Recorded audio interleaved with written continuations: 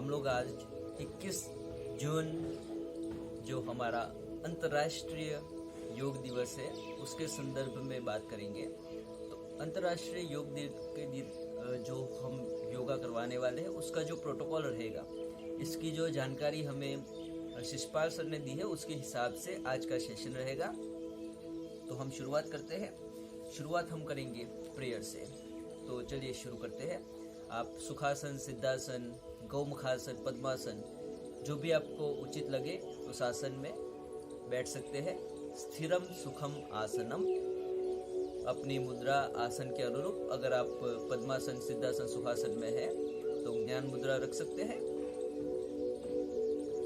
आपकी back straight, नेक straight, आपकी नज़र सामने की ओर, तो आपकी नेक स्ट्रेट है। आंखें हल्के से बंद करके और फिर हम प्रेयर्स शुरू करेंगे। ओम संवदध्वं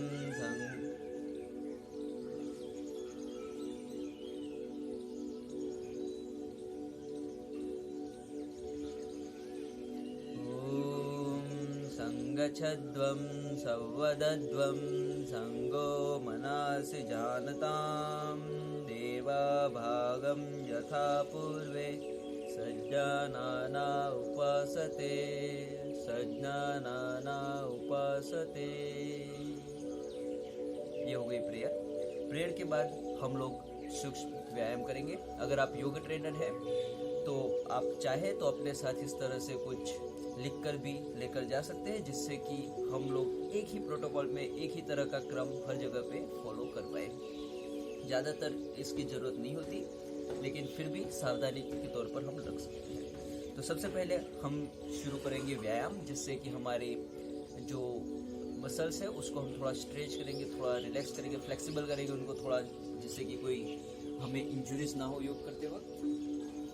तो शुरू करते हैं। सबसे पहले खड़े हो जाएंगे और खड़े होकर के थोड़ा पैरों के बीच में थोड़ा सा डिस्टेंस, हाथ कमर पर। और सबसे पहले हम नेक से शुरू करेंगे, नेक एक्सरसाइजेस। सांस छोड़ते हुए नीचे जाएंगे। फर्स्ट अप एंड डाउन, सांस लेते हुए ऊपर, सांस छोड़ते हुए नीचे, सांस लेते हुए ऊपर, सांस छोड़ते हुए नीचे। ऐसा 2 से 3 बार करेंगे। अगला हम कान को कंधे से लगाने की कोशिश करेंगे इस तरह से। तो शुरुआत हम करेंगे सांस छोड़ते हुए, कंधे को एक तरफ लगाएंगे, कान को कंधे से, फिर वापस से सांस लेते हुए सीधा हो जाएंगे, फिर सांस छोड़ते हुए।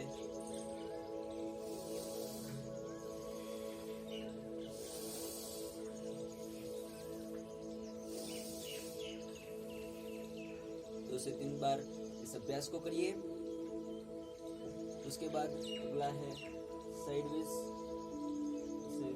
साइड में देखना है।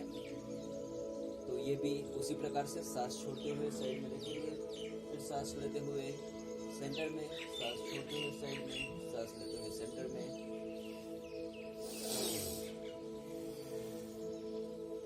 दो से 3 बार ये भी अभ्यास कर लीजिए। उसके बाद नेक रोटेशन, सांस लेते हुए पीछे जाएंगे, सांस छोड़ते हुए आगे आएंगे, सांस लेते हुए पीछे, सांस छोड़ते हुए आगे। 2 से 3 बार करेंगे। इसी तरह रिवर्स डायरेक्शन में।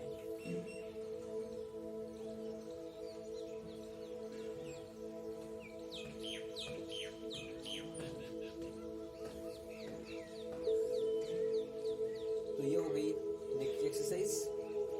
नेक के बाद दूसरा आता है हमारा शोल्डर। शोल्डर के लिए हम लोग ऐसे स्ट्रेट खड़े रहेंगे। उसके बाद हथेलियाँ बाहर की ओर, हाथ को थोड़ा ऊपर की तरह ऐसे उठाएंगे, पूरे बॉडी को स्ट्रेच करेंगे। आप चाहे तो पंजे पर भी खड़ा हो सकते हैं। पूरा बॉडी स्ट्रेच करेंगे। इसके बाद रिलैक्स। फिर से इसे भी 2 से 3 बार करने की कोशिश करिए।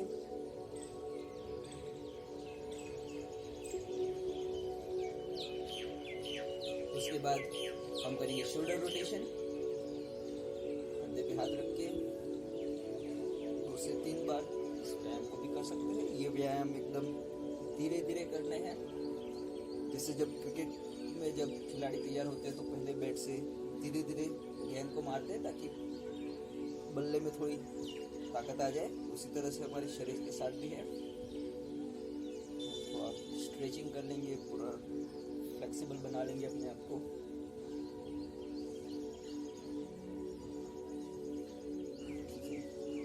इसके बाद वेस्ट, इसको बोलते हैं कटी, हाथ साइड में करेंगे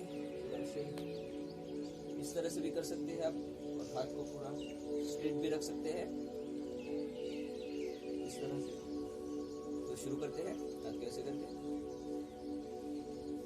ऐसे पीछे की ओर देखना है आपको।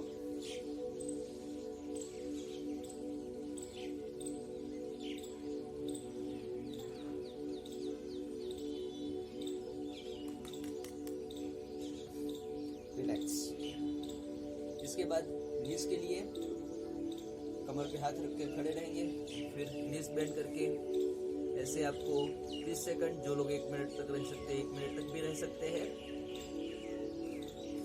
कुछ नहीं करना है, बस इसी तरह से आपको हाफ सिटिंग पोजीशन में कुछ देर तक रहना है। नीज के लिए ये बहुत अच्छा है। 2 से 3 बार इसको कर सकते हैं।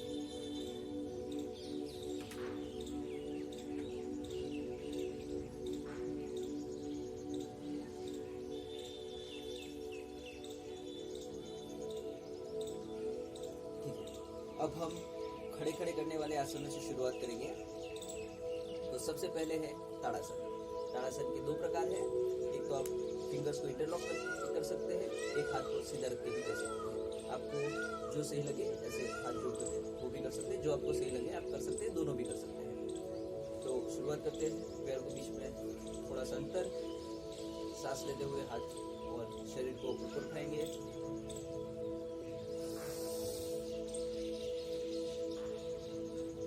आधे मिनट तक कम से कम इसी अवस्था में रहना है। जो कर सकते हैं वो 1 मिनट से 1.5 मिनट तक इस तरह से पंजों पर खड़े रह सकते हैं।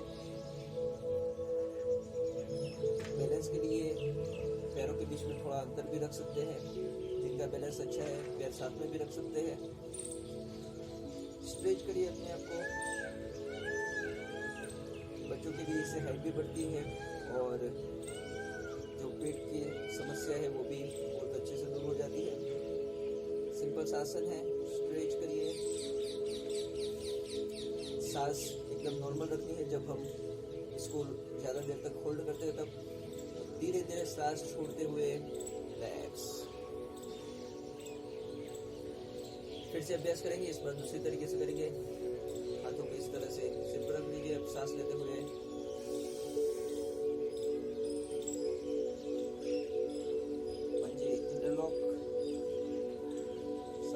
नॉर्मल रहेगी जब इस आसन को होल्ड कर रहे हैं। फिर सांस छोड़ते हुए रिलैक्स। इसके बाद है वृक्षासन। वृक्षासन के लिए आप एक पैर को इस तरह से जितना ऊपर रख पाए उतना ऊपर रखिए। कुछ लोग ऐसे रखते हैं, इतना नीचे अगर आपसे नहीं हो पा रहा बैलेंस तब ठीक है, नहीं तो कोशिश करिए जितना ऊपर ले जा सके। हाथों को इस तरह से ऊपर कर दीजिए और इस अवस्था में आप जितना आधा मिनट 1 मिनट 1.5 मिनट जितना आप इस तरह से खड़े रह सकते हैं। सांस नॉर्मल। जिनका बैलेंस अच्छा है आंखें बंद कर सकते हैं। अगर बैलेंस करने में दिक्कत हो रही है तो आंखें खुली रख के किसी एक बिंदु पर अपना ध्यान केंद्रित करने की कोशिश करें।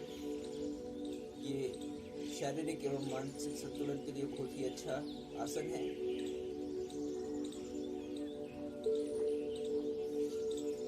दूसरे पैर से करेंगे।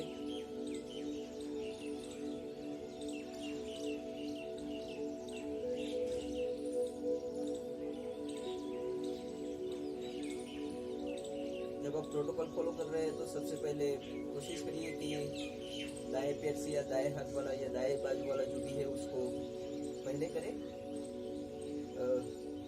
मैं चूँकि इस पे ज़्यादा ध्यान देता नहीं था तो मैं कभी कभी बाएं साइड वाला पहले कर देता हूँ। हालांकि तकनीकी रूप से इसमें कोई खामी नहीं है, लेकिन प्रोटोकॉल के हिसाब से हमारे सीनियर्स, हमारे जो हेड है शिशपाल सर, उनका कहना है कि दाएं ओर से शुरू करें सब लोग। एक प्रोटोकॉल के तहत होगा तो हर चीज़ यूनिफॉर्म लगती है, एक ब्रांड वैल्यू रहती है इसकी, तो हम वैसा करने का प्रयत्न करेंगे। ये हो गया वृक्षासन। वृक्षासन के बाद पादहस्तासन, सांस भरते हुए और फिर सांस छोड़ते हुए ऐसे पंजे जमीन पर लगाने की कोशिश करेंगे। यहाँ से नीज में से स्ट्रेट रहेंगे, ऐसे बेंड नहीं करना है।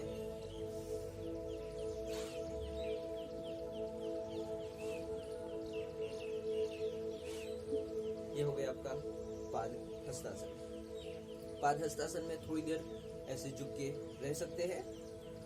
तो हम अब थोड़ा होल्ड करेंगे पादहस्तासन को।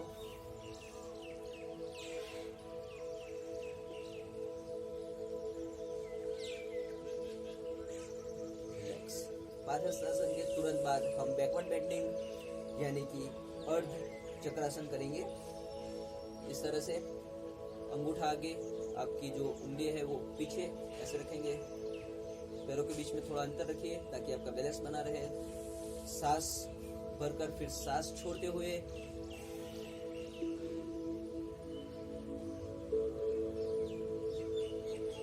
जिनको बीपी के प्रॉब्लम है या चक्कर आते हैं, जिनका बैलेंस सही से नहीं रहता, उन लोगों को ये आसन नहीं करना है, बाकी लोग कर सकते हैं।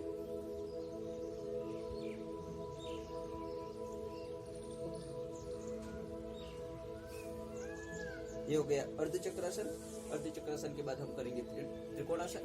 थोड़ा ज्यादा अंतर बना लेंगे पैरों के बीच में। चाहे तो जिस साइड आपको मुड़ना है, हम राइट साइड से शुरुआत करेंगे, तो इसको, इस पैर को थोड़ा, ये नॉर्मली ऐसे होते हैं पैर, इसको थोड़ा उठा के पीछे ऐसे शरीर के लाइन में स्ट्रेट भी कर सकते हैं। ऐसे रखे तब भी कोई ज्यादा दिक्कत नहीं। हाथ इस तरह से उठाएंगे, फिर ऐसे ऊपर जो हाथ है आपका उसकी तरफ देखना है, इस तरह से। ये हो गया आपका त्रिकोणासन। ठीक है, तो दोनों साइड दो दो बार कर सकते हैं। तो चलिए करते हैं। जब भी बेंड करते हैं तब सांस बाहर निकालना है। जब भी बैकवर्ड बेंड करते हैं या स्ट्रेट होते हैं तब जो है सांस को अंदर कर सकते हैं।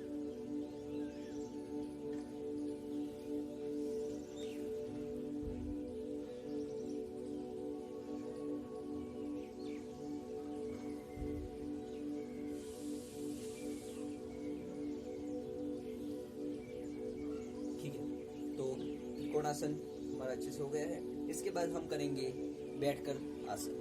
तो सब लोग बैठ जाइए इस तरह से दंडासन में। आपके पंजे आगे की ओर इस तरह से पूरा रिलैक्स, यहाँ से कोशिश करिए 90 डिग्री पे रहे। इसे बोलते हैं हम दंडासन।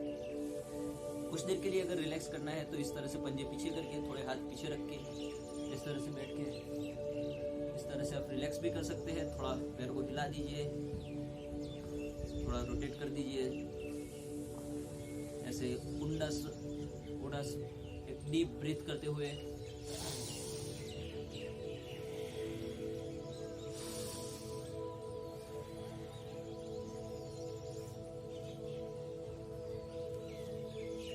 तो सिटिंग में हमारा सबसे पहला प्रोटोकॉल के मुताबिक है वज्रासन। तो जैसे हम बटरफ्लाई करते हैं तितली, उसी प्रकार से ये पैरों को एकदम एनस से टच करवा देना है जितना हो सके, और फिर इस तरह से इसको पकड़ करके यहाँ से कोने से दबा करके घुटने कोशिश करनी है नीचे जमीन पर टच हो जाए। ऐसे फिर ऐसे स्ट्रेट बैठना है।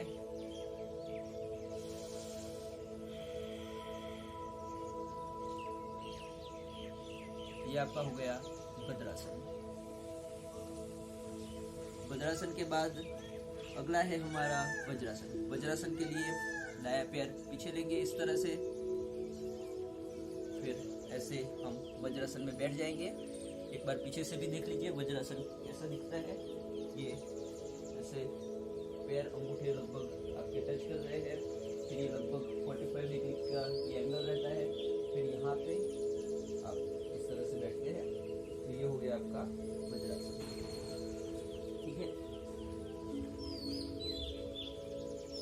वज्रासन खासकर भोजन के बाद लोग बैठते हैं और भोजन के बाद वज्रासन में बैठना भी चाहिए। इससे पाचन तंत्र काफ़ी अच्छा होता है।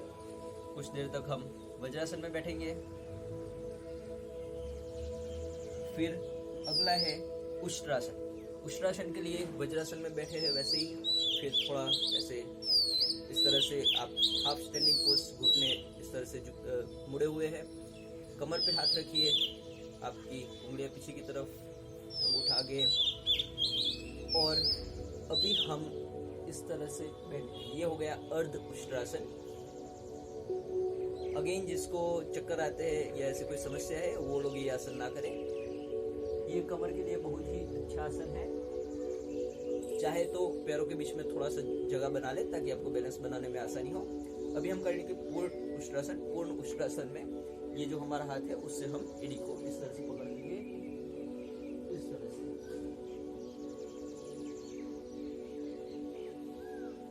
ये हो गया उष्ट्रासन। फिर से आ जाएंगे वज्रासन में। उष्ट्रासन के बाद है हमारा शशंकासन। शशंकासन के लिए इस तरह से थोड़ा एंगल बना ले, इस तरह से बैठेंगे, सांस को अंदर भरेंगे और फिर सांस को छोड़ते हुए बच्चे की तरह ऐसे सो जाना है। मैं थोड़ा पीछे चला जाता हूँ ताकि अच्छे से वीडियो में आ जाए। अभी छाती को और पूरे मस्तक को जमीन से लगा के रखिए।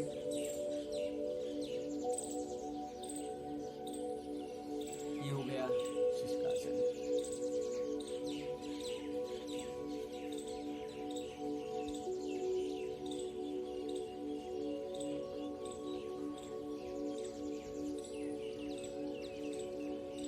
शशंकासन के बाद हम करेंगे वक्रासन। वक्रासन के लिए फिर से दंडासन में बैठ जाइए। दंडासन में बैठने के बाद एक पैर को इस तरह से घुटनों के पास रखना है, एक हाथ को पीछे कर सकते हैं और दूसरे हाथ से फिर इस तरह से इस हाथ का पंजा पकड़ना है और पीछे देखना है। ये हो गया वक्रासन। जिसके शरीर की फ्लेक्सिबिलिटी अच्छी है वो चाहे तो अर्ध मत्स्येंद्रासन भी कर सकते हैं। अर्ध मत्स्येंद्रासन के लिए इस तरह से पैर को ये घुटन के इस तरफ रखा था वक्रासन में, इसमें इस तरफ रखना है, ठीक है। फिर स्ट्रेच करके ऐसे घूमते हुए यहाँ से हाथ से ये पैर का अंगूठा पकड़ना है या पैर को पकड़ लीजिए आप, और फिर उसके बाद पीछे देखना है। ये हो गया आपका अर्ध मत्स्येंद्रासन। जिससे जो होता है कर सकते हैं। हम अभी वक्रासन में करेंगे। प्रोटोकॉल में हमारा वक्रासन ही है।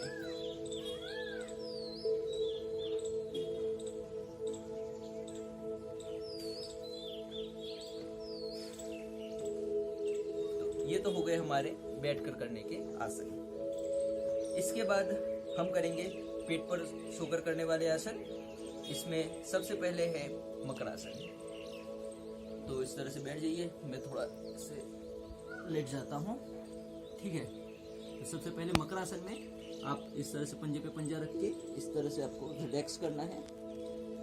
ये रिलैक्सिंग आसन है। पैरों के बीच में थोड़ी जगह रख लीजिए, डीप ब्रीदिंग कीजिए। ये हो गया मकरासन। ये रिलैक्सेशन के लिए बहुत ही अच्छा आसन है। जैसे हम अगर पीठ के बल सोते हैं तो हम शवासन में रिलैक्स करते हैं, जब पेट के बल के आसन करते हैं तो हम मकरासन में रिलैक्सेशन करते हैं। मकरासन के बाद है हमारा भुजंगासन। तो भुजंगासन इस तरह से आप आपकी छाती के बगल में हाथ रखेंगे और उसके बाद सांस लेते हुए भुजंग यानी कि सांप की तरह से ऊपर उठेंगे। ये आपके शरीर में प्राणवायु बहुत अच्छे से भरता है। बहुत ही अच्छा आसन है। रिलैक्स। ये बैक के लिए भी बहुत अच्छा आसन है।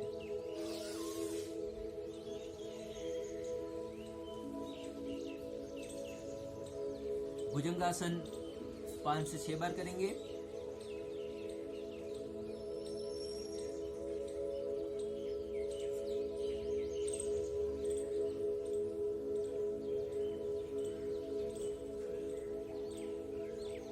उसके बाद है शलभासन। शलभासन के लिए हाथ को इस तरह से जांघों के नीचे रखेंगे और फिर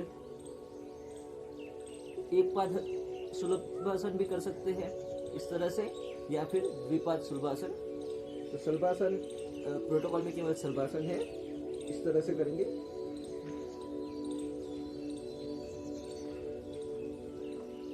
दोनों पैरों को उठाना है, इस तरह से मोड़ना नहीं है, पैरों को घुटनों से सीधे इस तरह से उठाना है।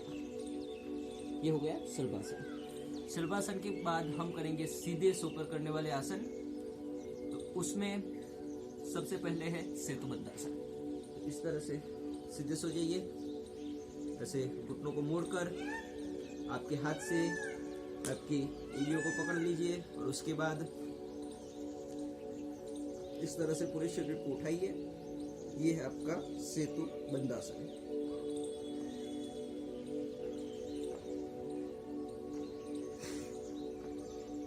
दस सेकंड से 30 सेकंड या 1 मिनट तक सेतुबंधासन में रह सकते हैं।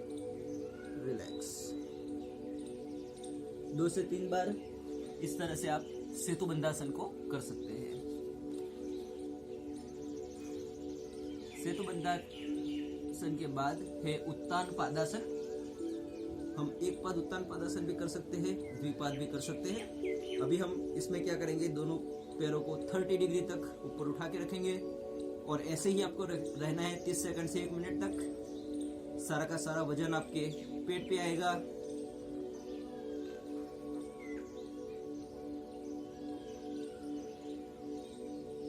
थोड़ी देर बाद पूरा बॉडी वाइब्रेट करता है, इट्स ओके।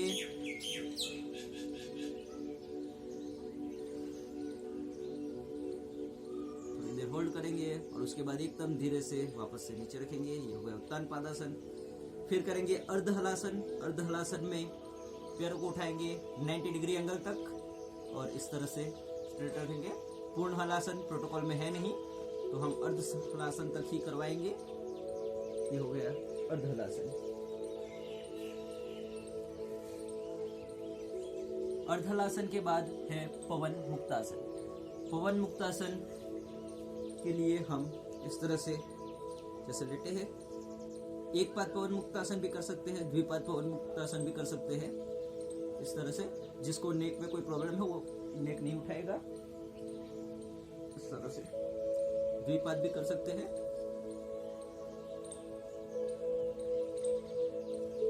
क्योंकि यहाँ पर कुछ देर से बारिश शुरू हो गई है, तो मैं जल्दी जल्दी में बस आपको आसन दिखा रहा हूँ। ज़्यादा प्रैक्टिस हम लोग नहीं कर पा रहे हैं, लेकिन मैं कोशिश करूँगा कि इससे पहले कि बारिश तेज हो जाए हम अपने जो एक प्रोटोकॉल का जो सिलेबस है उसको हम कवर कर लें।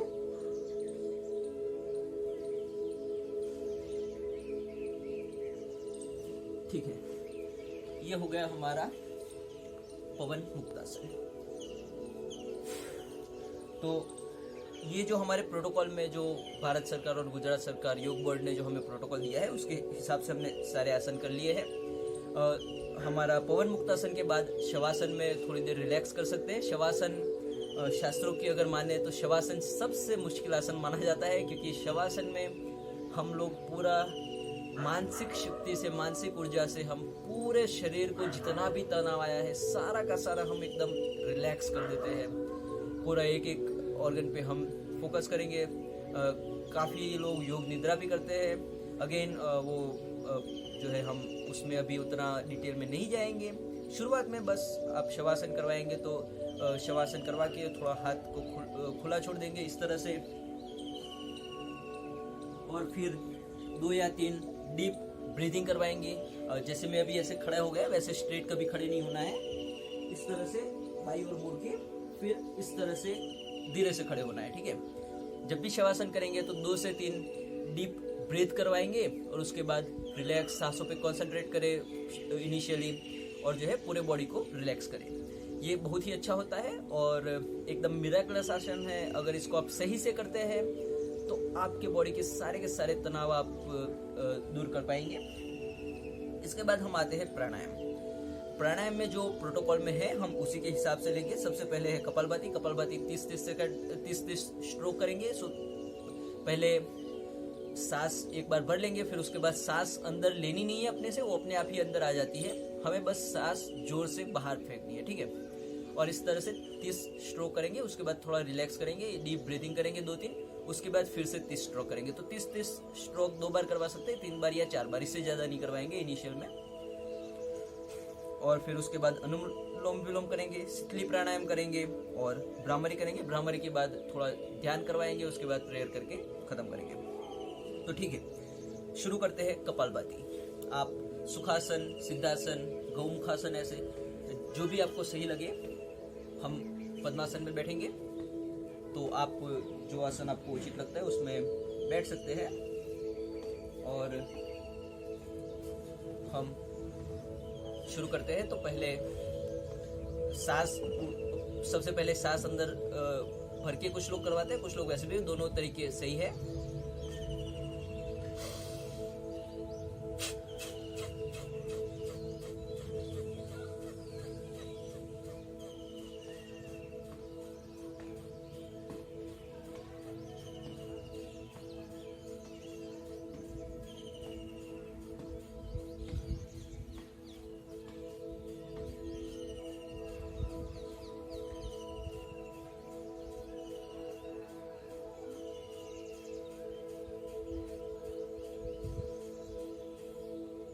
मैंने इतनी देर में 60 स्ट्रोक कर लिए, लेकिन इनिशियली जब करते हैं तो धीरे धीरे कर सकते हैं इस तरह से।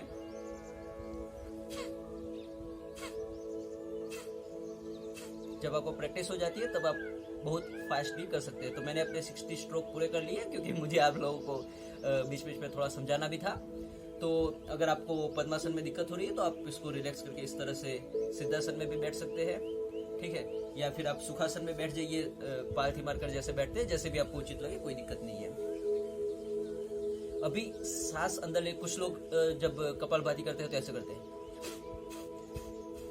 अरे भाई, ये कंधों का आसन नहीं है, ये पेट के लिए है, ठीक है, तो फेफड़ों के लिए है। तो हमें बस सांस अंदर खींचनी, कुछ लोग ऐसे करते हैं, इस तरह से नहीं करना है। सांस को अंदर खींचना नहीं है, सांस अपने आप ही अंदर चलिएगा। हमें बस स्ट्रोक मार के सांस को बाहर निकालना है। तो इस तरह से कुछ लोगों के कंधे ऐसे ऐसे होते हैं, तो कंधे हिलाने की जरूरत नहीं है, बस यहां से स्ट्रोक आना चाहिए।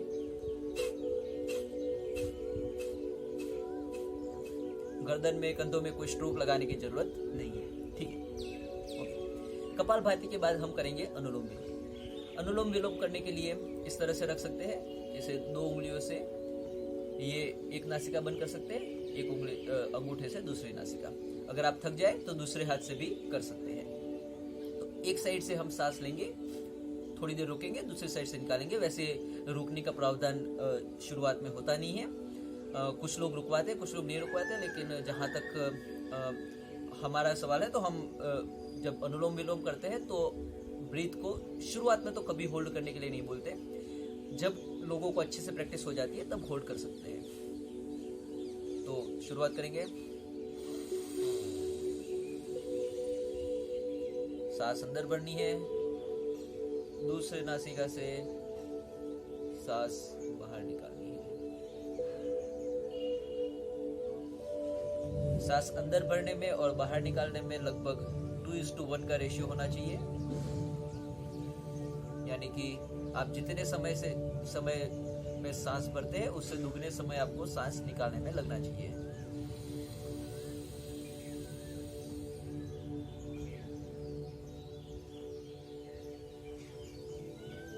प्राणायाम से आप पूरे शरीर का, मन का उपचार कर सकते हैं। प्राण ही एक ऐसी चीज है, जो श्वसन क्रिया है, वो हमारी एक ऐसी क्रिया है जो ऑटोनोमस सिस्टम से होता रहता है, लेकिन जिसको हम कंट्रोल भी कर सकते हैं। जैसे आपका हृदय धबकता है, पेट में पाचन होता है, ये सब ऑटोमेटिकली होता रहता है। इसको हम लोग कंट्रोल नहीं कर सकते। लेकिन सांस एक ऐसी चीज है जो ऑटोमेटिकली चलता रहता है, लेकिन उसको हम कंट्रोल भी कर सकते हैं। तो सांस को हम अच्छे से सांस की एक्सरसाइज करेंगे, इसको कंट्रोल करेंगे, तो धीरे धीरे हम अपने पूरे शरीर को भी कंट्रोल कर पाएंगे। करते रहिए अनुलोम विलोम। अनुलोम विलोम के बहुत फायदे हैं, पूरे जो है प्राणवायु को बैलेंस भी करता है। अनुलोम विलोम के बाद हम करेंगे शीतली प्राणायाम। शीतली और शीतकारी प्राणायाम, अगर शरीर में उष्मा बढ़ रही है, ज़्यादा गर्मी है, तो ये प्राणायाम किए जाते हैं। गर्मी के मौसम में खास करके हमको करने चाहिए। तो शीतली प्राणायाम के लिए ऐसे जीभ को ऐसे ऐसे जैसे सीटी लगाते हैं इस तरह से ऐसे मोड़ के रखेंगे, इस तरह से जीभ के बीच में थोड़ा एक सीटी बजे इस तरह से गैप होनी चाहिए। हमको सीटी नहीं बजानी है, और फिर वहां से हम सांस को अंदर खींचेंगे इस तरह से, और फिर नाक से बाहर निकालेंगे। इसका भी अभ्यास करेंगे 2 से 5 मिनट तक।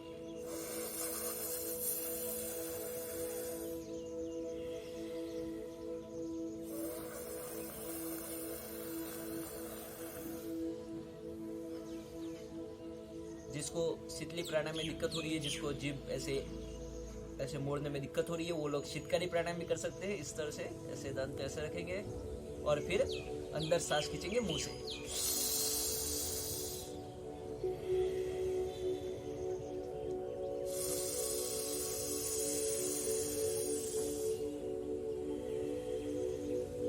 इससे आपके शरीर में अगर पानी की कमी है वो भी पूर्ति हो जाती है, और आपका शरीर एकदम शीतमय हो जाता है, ठंडा हो जाता है।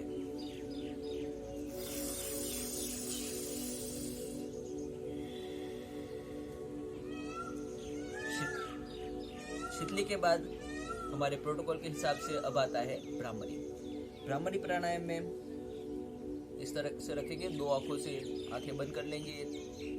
पहली उंगली जो है वो भ्रुकुटी के ऊपर इस तरह से रख सकते हैं।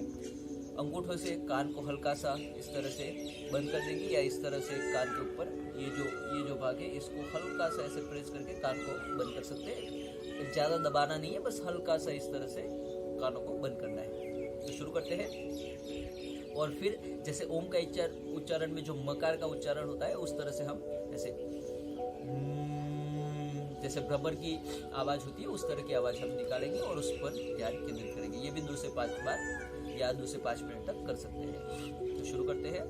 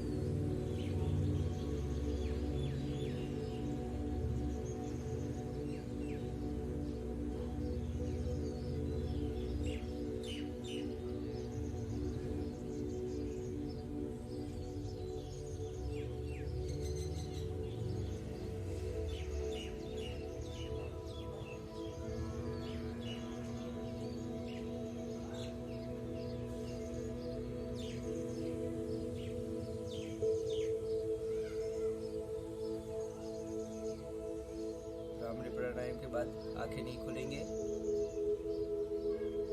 ध्यान मुद्रा में थोड़ी देर यूं ही बैठ के ध्यान करेंगे। अपने इष्ट देवता को याद कर सकते हैं। कोई अच्छा म्यूजिक या कोई अच्छा ध्यान के आजकल यूट्यूब पे बहुत मिल जाते हैं। ब्रह्मा कुमारी इसके भी मिलते हैं और भी बहुत मिल जाते हैं, जिससे कि हम अपने मन को शांत कर सकें। गहरी सांस लेंगे, सांस पे ध्यान केंद्रित करेंगे। अपनी सांसों को महसूस करिए।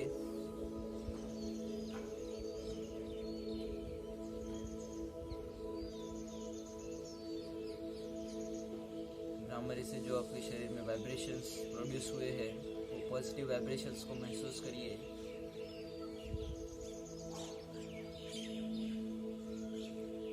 फिर धीरे से अपने हाथों को अच्छे से मलते हुए सारी ऊष्मा आंखों के ऊपर लगा दीजिए और धीरे से आंखों को खोलकर हाथ को धीरे धीरे हटाइए।